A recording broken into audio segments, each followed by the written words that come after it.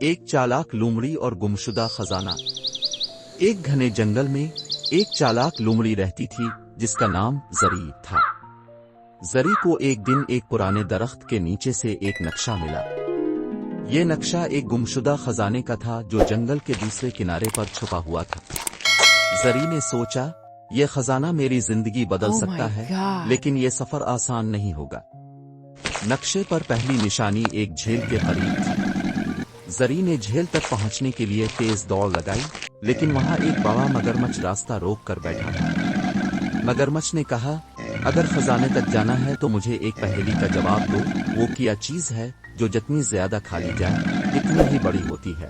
زری نے سوچا اور فوراً جواب دیا، گڑا۔ مگرمچھ ہنسا اور راستہ دے دیا۔ اگلی نشانی ایک پرانی غار میں تھی۔ زری نے جیسے ہی غار میں قدم رکھا، ایک الو کی آواز گونجی، یہاں آگے بڑھنے کے لیے تمہیں اپنے سب سے بڑے خوف کا سامنا کرنا ہوگا۔ زری کو اندھیرے سے ڈر لگتا تھا، لیکن اس نے ہمت کی اور غار کے اندھیرے میں آگے بڑھ گئے۔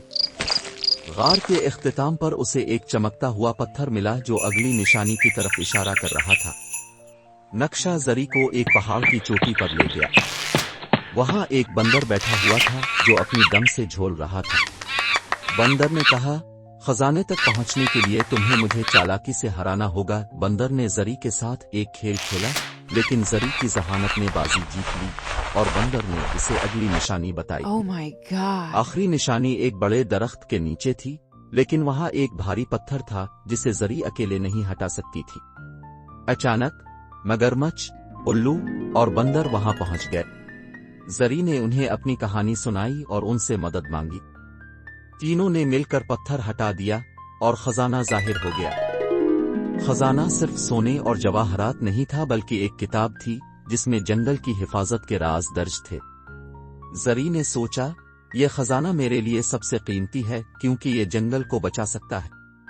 زری نے اپنے نئے دوستوں کے ساتھ خزانے کو بانٹا اور جنگل کو محفوظ بنانے کے لیے کام شروع کیا۔ اس کے بعد زری نہ صرف چالاک بلکہ جنگل کی سب سے محبوب لومڑی بن گئی۔